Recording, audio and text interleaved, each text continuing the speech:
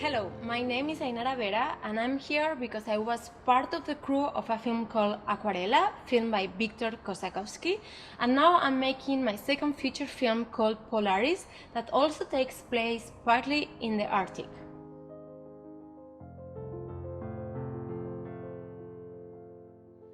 I was the first assistant director of a film called Aquarela, and we were exploring water as an alive element.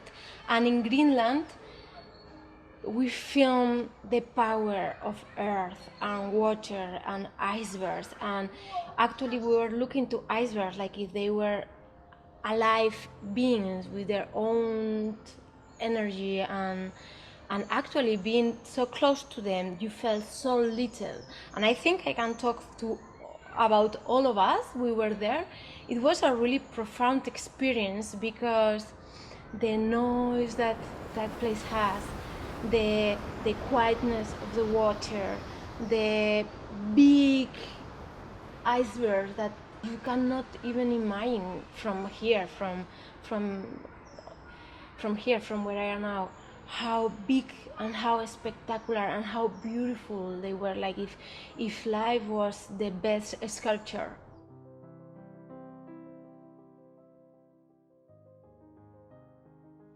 For us, it was essential to collaborate with local people because they bring their know-how.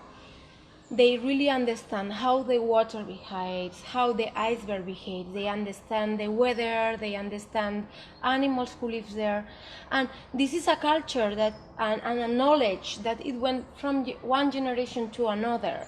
And it's very important to listen at it, to embrace it, and to make the film embracing the culture of the place. Because I don't think you can go to a place and just impose your way of looking at things. If you are doing documentaries, it's because you like to interact and to listen to the surroundings. And so to make them part of your team is essential because they will bring something that you cannot learn like this. They bring their ancestor knowledge.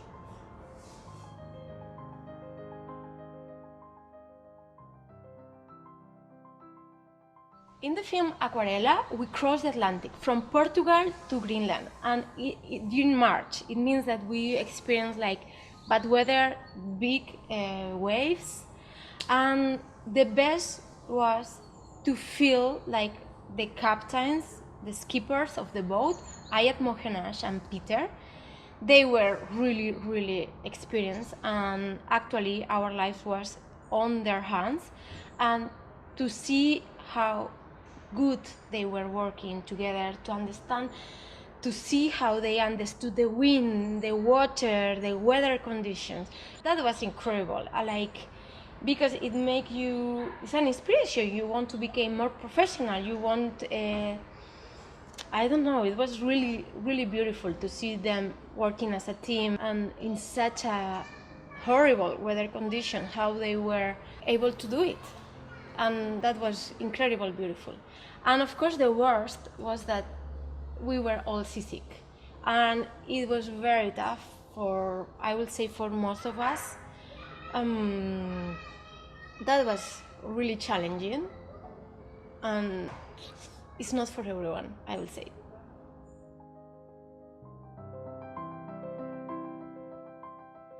When we finished the trip, I did ask to all the filmmaking crew, will you do it again? And everyone said, oh yes, of course. And I was the only one to say, no way, I'm not gonna do it again. It does not make any sense why people sail in such conditions. But I have to confess that 2 years later, I found myself sailing again with Ayat Mohenash, the skipper of that trip. So don't trust what I say.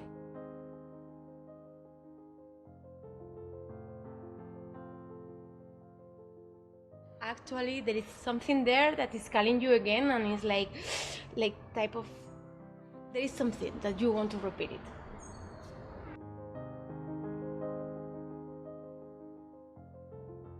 We were all quite prepared. Ayat and Peter, they told us about the trip, so we knew what we would expect. So we knew what we would be facing.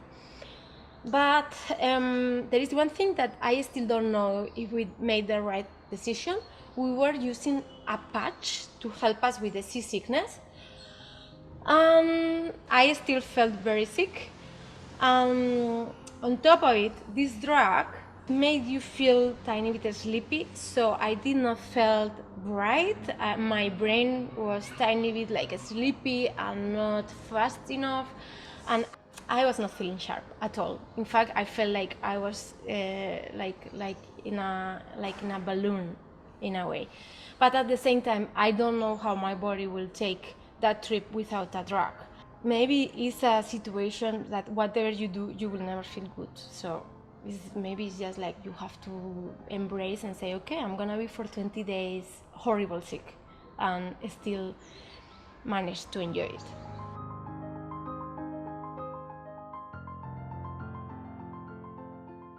We knew each other very well, and we worked as a team in different situations, and we knew that we worked very well together.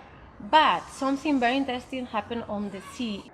We all felt that by ourselves, alone, you cannot do anything. So at the sea, it was even more important than ever to collaborate and to make a team, because just to move the head of the tripod, which is very heavy, we were making as a chain. So I will take the head of the tripod from one person and I will literally give it to someone, and that someone to someone else, until we arrive to the place where the camera is supposed to be. So it's very important, if you go on a boat, that you know with whom you are going, and you knew beforehand that you are together as a good team, because I cannot imagine what will happen if we will not get along, and we did not work before as a unity, because at sea everything became more extreme. So, and I can tell that it was impressive because we were very beautiful working together. We didn't have any fight. We support each other, and it was very, very, very beautiful.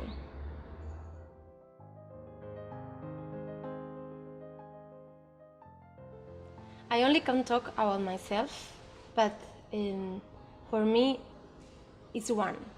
Filmmaking is a way of living. You wake up in the morning until you go to sleep, even in your dreams, you are thinking, is that a good story? Is that a good situation? And look how beautiful that light is. So it's just like everything is one. So for me, it's not a job. It's a calling, it's a way of living, it's the purpose of your life, even. Even sounds very big, but I feel it like that. Is you commit yourself to filmmaking. It's a way of living. It's a way of living.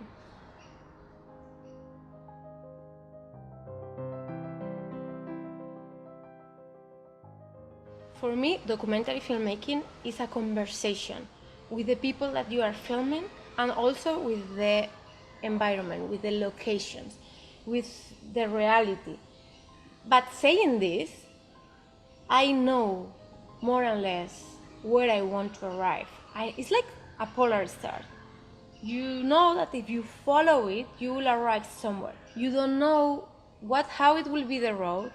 You don't know how long it will take you, but you know more or less your direction. So in a way, it's very similar to sailing, because you have to have a conversation with the wind, with the weather, with the waves, right? So documentary filmmaking for me is the same. I feel where I want to go, and this is like a very strong inner intuition that gives me a direction. But in the process, I improvise all the time, and I just sail wherever the wind is best.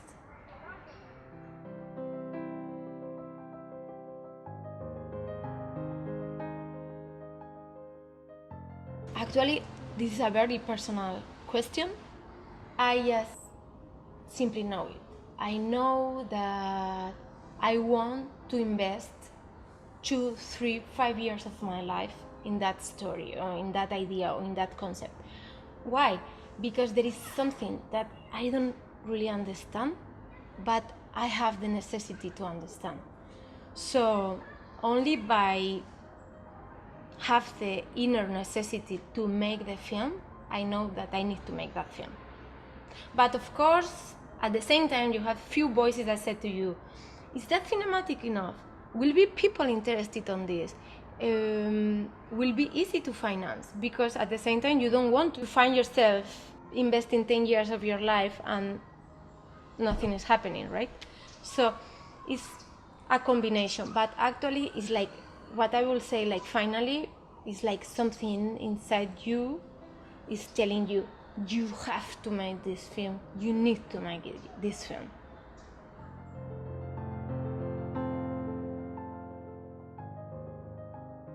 I think life is bigger than what you can imagine, and documentary filmmaking is about this.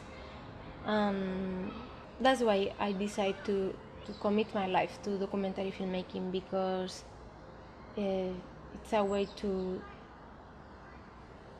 live, it's a way to learn, it's a way to explore life, and I don't know, it's the most beautiful art form, I believe.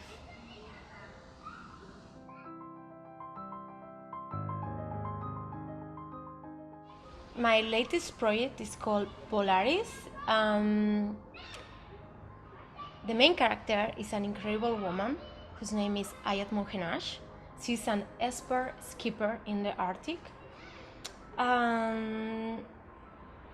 She's not only highly skilled in sailing, but incredible human being. And through her, we will ask ourselves questions like how we do relate with nature, or actually how to navigate in this life.